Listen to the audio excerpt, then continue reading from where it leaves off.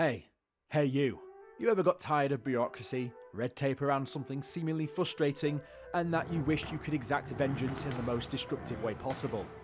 Well, look no further than getting your very own Killdozer, folks. The unstoppable, man-made tank that can destroy an entire town. This thing is bloody huge, and in the wake of its destruction, unparalleled. It also comes with a pretty amazing story, so buckle in folks, get comfy, and switch that Killdozer ignition, people, where we ask the question where most good stories start. Why? This is Marvin Heemeyer, a man with a dream. Although dream might be stretching it a bit. A welder by trade and a business owner by necessity, Heemeyer found himself in a bitter dispute with the town of Granby in Colorado. Most people have a grudge against one or two people in their life for various reasons. But this man had a grudge against the entire town. You might think that he is obviously the dick in this whole situation, but when I explain why, you might understand a bit more. Yeah, this whole thing came about when the town's decision to approve the construction of a concrete plant adjacent to his muffler shop in 2001 set off a chain of events that would lead to one of the most unusual rampages in modern history. For many years, he had used the access route opposite the muffler shop to gain access to his shop. However, the concrete plant was planned on being built right on top of where the path was, causing him untold access issues. Marvin did try to appeal the decision, but this ultimately fell on deaf ears. Knowing that his objections clearly weren't going to help here, he decided to do something a little bit differently. He decided to try and petition to stop this from happening, which is a completely reasonable thing. I mean, this is your livelihood at the end of the day. You are going to fight for your future. And this is just one way to fight about it. He obviously tried the diplomatic route first, so let's see how that went. Yes, he decided that he was going to petition not only to stop what was happening, but to also have a new access road put in place in order for him to maintain access to the shop, even going as far as proposing to get all the tools and equipment himself so he could build the road himself. Surely, you'd think that someone who was willing to maintain access was serious and also being a very reasonable request as a local business owner. But no, the plans were rejected.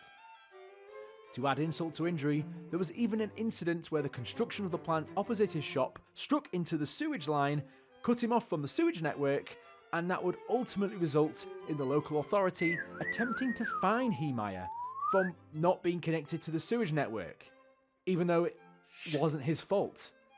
It was the concrete plant who was causing him all the issues in the first place. I can kind of start to see where this story might be going. It is seemingly these constant knockdowns that drive a man to do the unthinkable. And if the city planners had done a little bit more research first, they might have discovered that Heemeyer was quite the capable mechanic.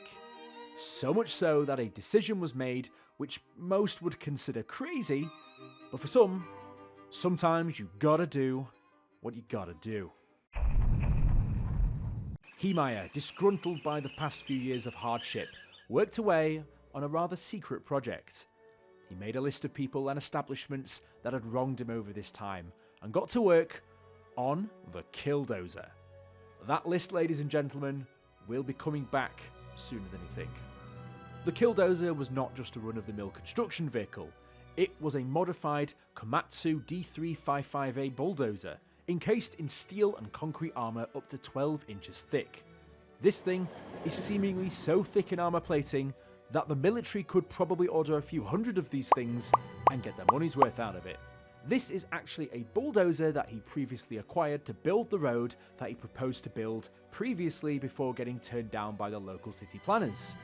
So without a use of it for conventional means, he decided to adapt this thing into the Killdozer.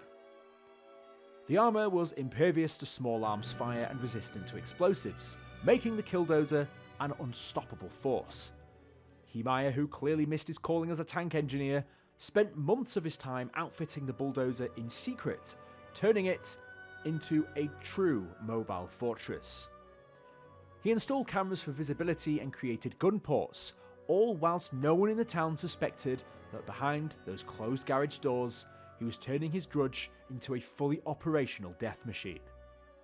This was a fully fledged armoured battering ram, armed to the teeth. This thing was called the Killdozer for very good reason. I mean, look at this thing.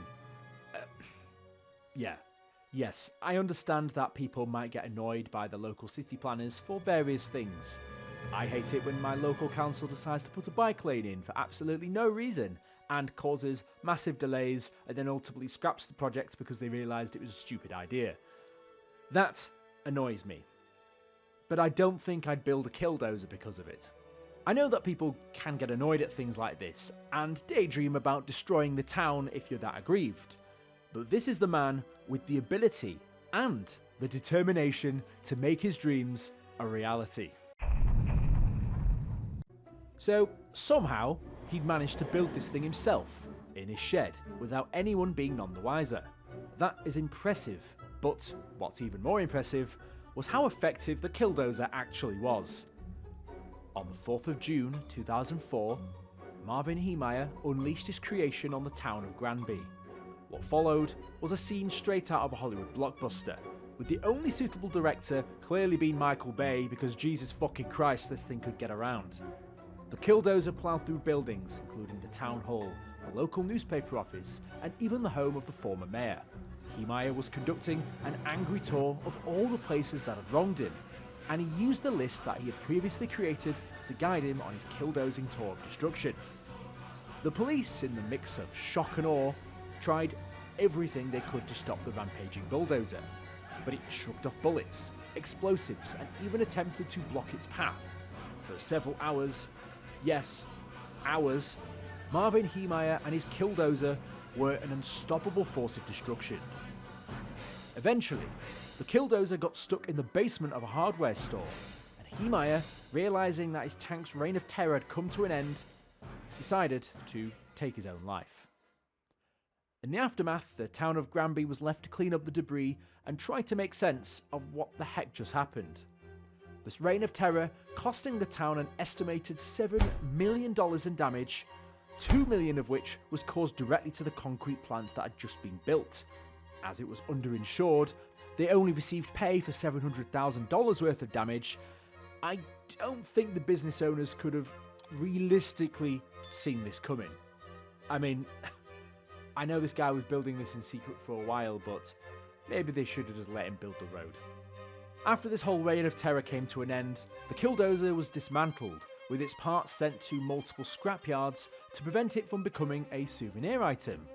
Or better yet, prevent some other aggrieved resident from carrying out another reign of destruction.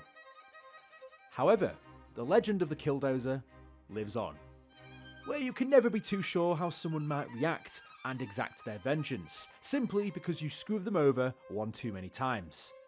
I can think of a fair few different things that he could have maybe done a bit differently, and this seems to be a bit of an escalation, but I guess you never really truly know how you'll react to something like this unless you're put in that position. So, yeah.